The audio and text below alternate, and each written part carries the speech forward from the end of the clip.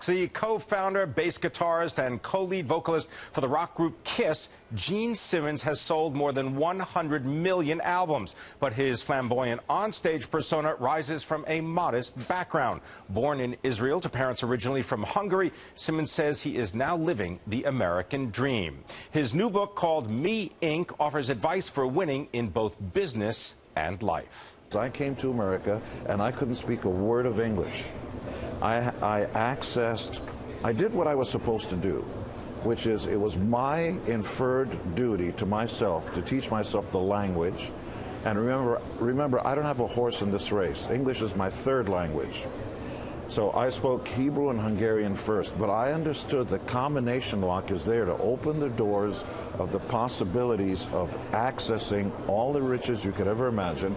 But it was up to me to educate myself, to learn language skills, people skills, have the right thing at the right place and the right time. So Me Inc.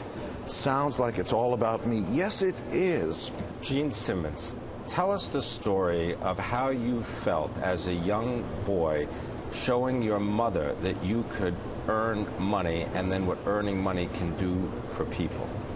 There's unfortunately a sense in America that the rich, especially self-made rich, is somehow negative, and it's just mind-boggling to me, because I've always admired anybody who became a self-made person and became hideously rich, wonderfully rich.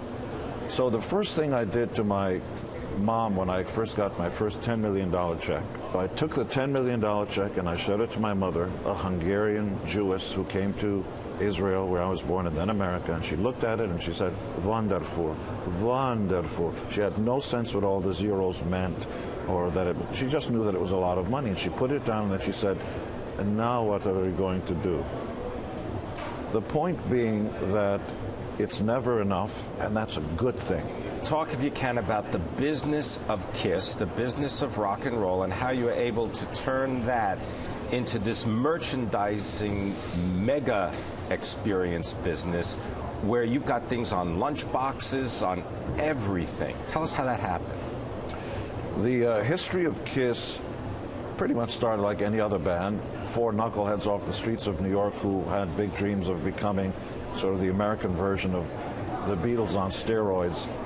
I was always trained as a young child to go to school and to learn and to read voraciously, even subjects I wasn't interested in.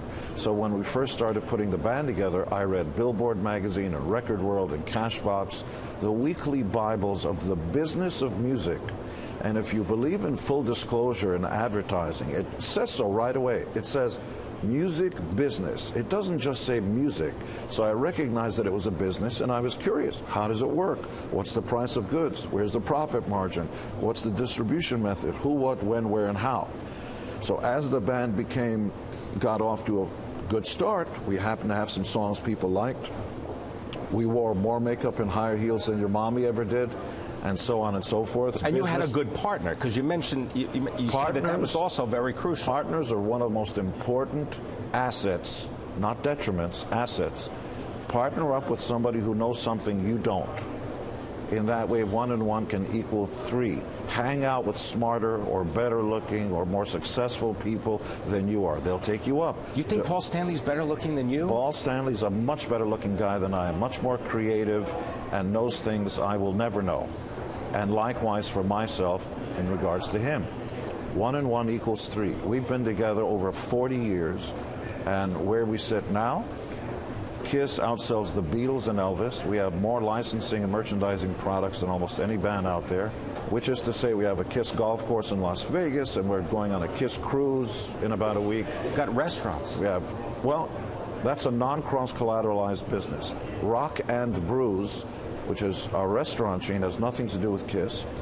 I'm one of the owners of that. We have LA Kiss, which is non-crossed with the Kiss model, which is the only football team in Los Angeles. Part of the book also includes a foreword by John Varvatos, and he describes his upbringing outside of Detroit and the various jobs that he took. He was going to go into medicine.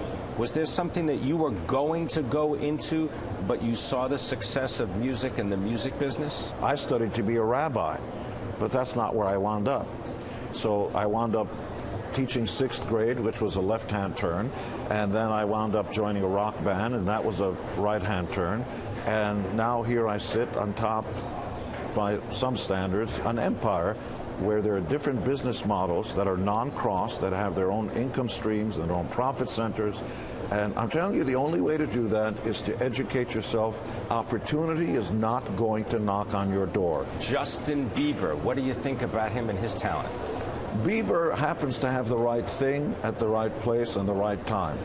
The industry and the marketplace had just tens of millions of young 12-year-old girls without their own Elvis. He came along at the right time. He's very talented. He's a good-looking young kid.